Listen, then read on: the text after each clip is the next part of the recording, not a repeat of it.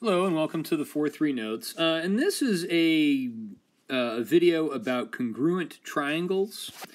And what I want to say about congruent triangles are the same size. Okay, they're the same size. And that means that all corresponding angles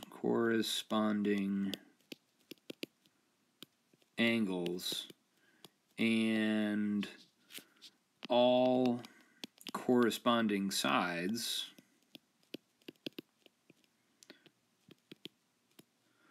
are congruent.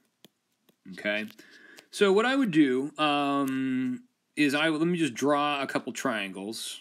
Okay, and I'm going to try and draw the same one as I can here and here.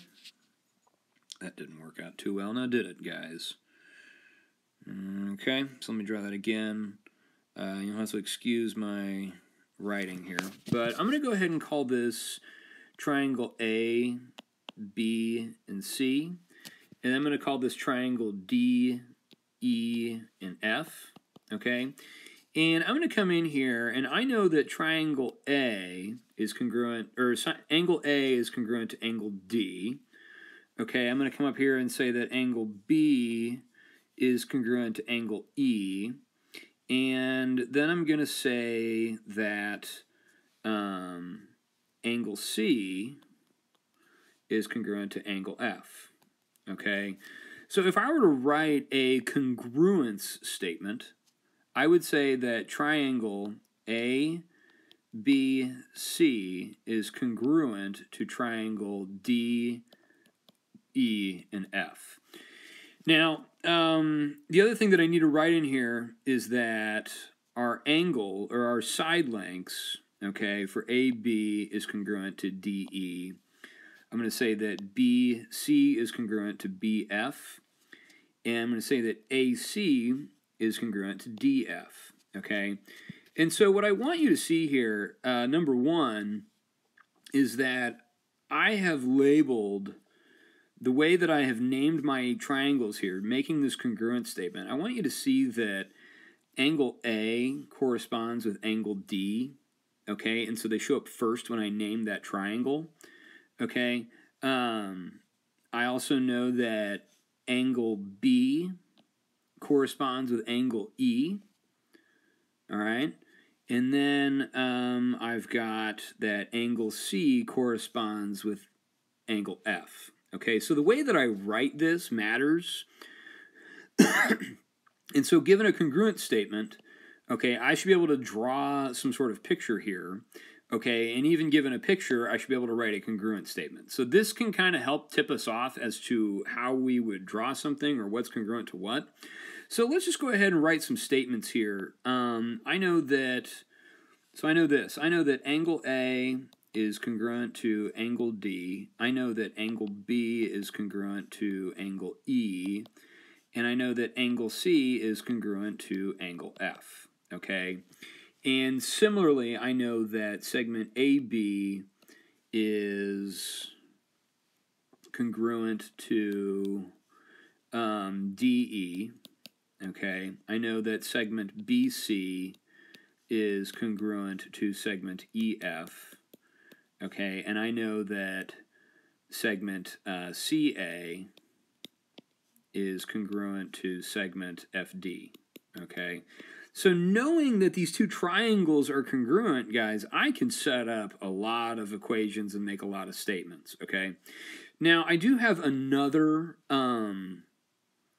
something else I do need to talk about here, and this is called the third. Let me rewrite that so it's readable. Let me zoom in on this. Okay, I'm going to call this the third angles theorem. Okay, and so if I have two triangles, okay, let me just draw these two triangles, kind of similar to what I had, but I'll just draw them like this and like this.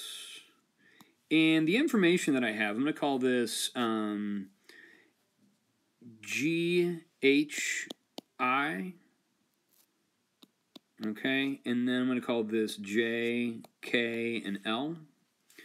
All right, and so if the information that I'm given in a triangle is that G is congruent to J, okay, then I can then if it gives me that I is congruent to L, okay, so then what I can conclude from this is that angle H is congruent to K, okay?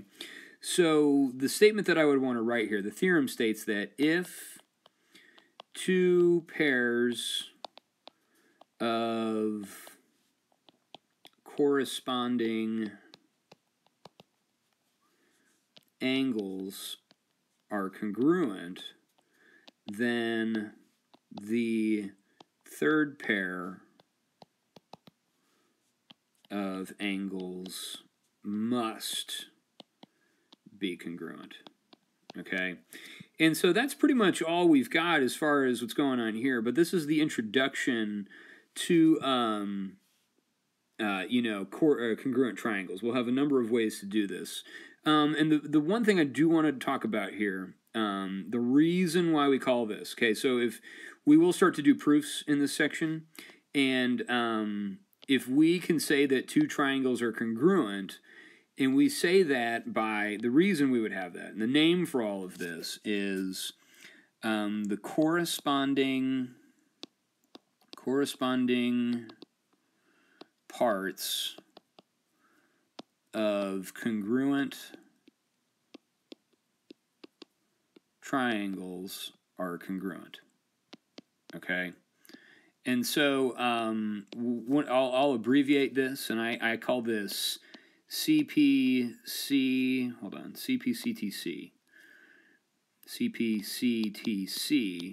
and I will call that because that's how I would pronounce that word if we were to say it. So we'll kind of do that here in a second and use that, but let's go ahead and answer some questions here. And it says, show that the polygons are congruent, okay, by identifying corresponding parts, and then write a congruent statement. So here's what I can write. Given this scenario here, given these two triangles, okay, I can come in here and I can say that angle J is congruent to angle T.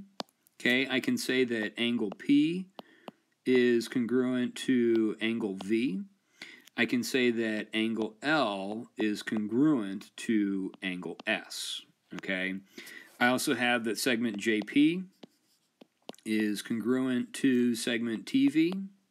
Okay, I also know that PL is congruent to VS. Okay, and I've got JL is congruent to TS.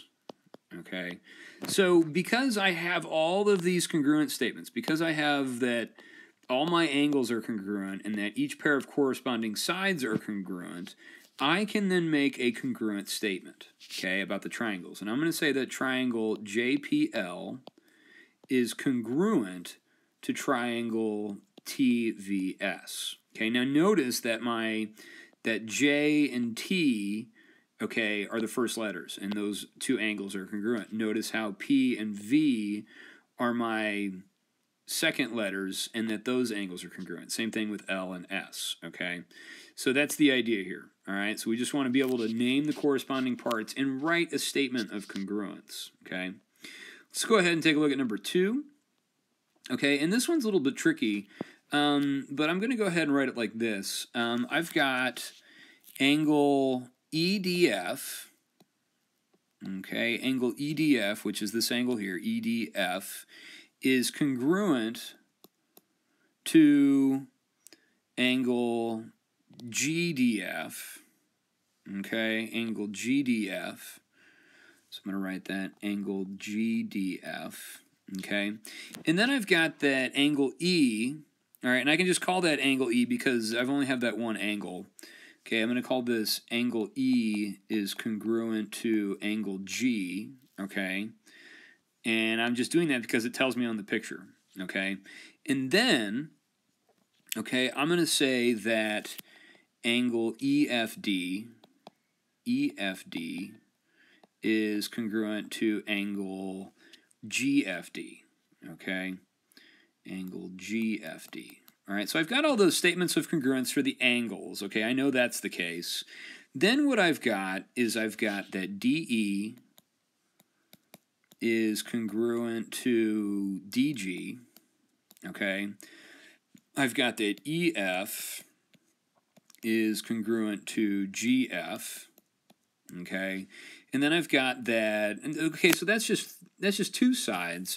But the trick here is to realize that DF is common on both triangles, in that DF is congruent to itself, okay? DF is congruent to DF. All right, so because I have all those statements, because I have three statements of angle congruence and I have three statements of side length congruence, I can then say that these two triangles are congruent. So I'm going to say this, my congruent statement is that triangle DEF is congruent to triangle DGF, okay? And so even though they share a common points here, all right, it's, you know, we know that these two angles here correspond. These two angles here correspond. And so that's where you have E and G, okay? And then F corresponds over here, okay, with itself. So, okay, let's take a look at numbers 3 and 4. And what we want to do is we want to find the value of X and we want to find the value for Y, okay?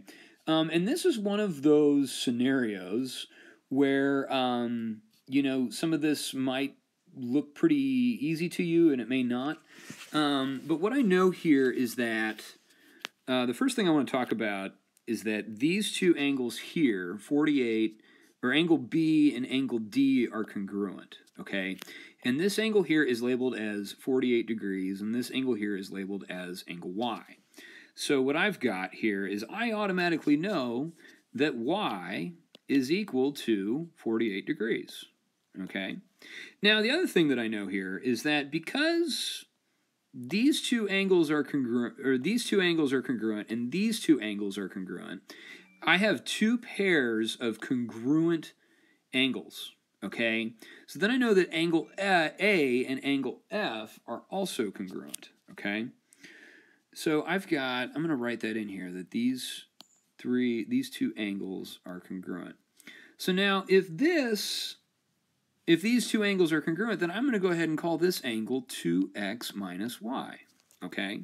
Now, what I can do here is I know this. I know that if I can set up an equation as 2x minus y plus 108 plus 48 is equal to 180, okay? And so now what I'm going to do is I'm actually going to plug in what I have for y, which is 48, okay? And I'm going to go ahead and write that as 2x minus 48 plus 108. Let me write that better. 108 plus 48 is equal to 180, okay?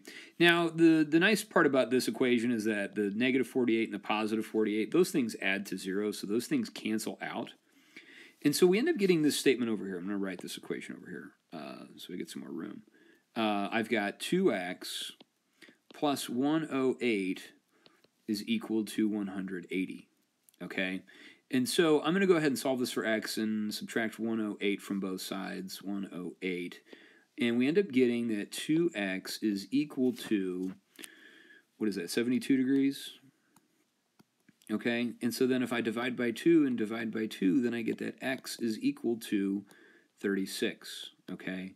And so, you know, guys, I'm just using, you know, the information and the stuff that I know to verify that these things are, or to set up equations and solve, okay? So it's pretty reasonable, nothing too terrible. Now, number 5, I'm going to do that in class, okay, with you guys, all right? So don't worry about that one, but do get started on your homework, and we will talk soon. Thanks. Bye.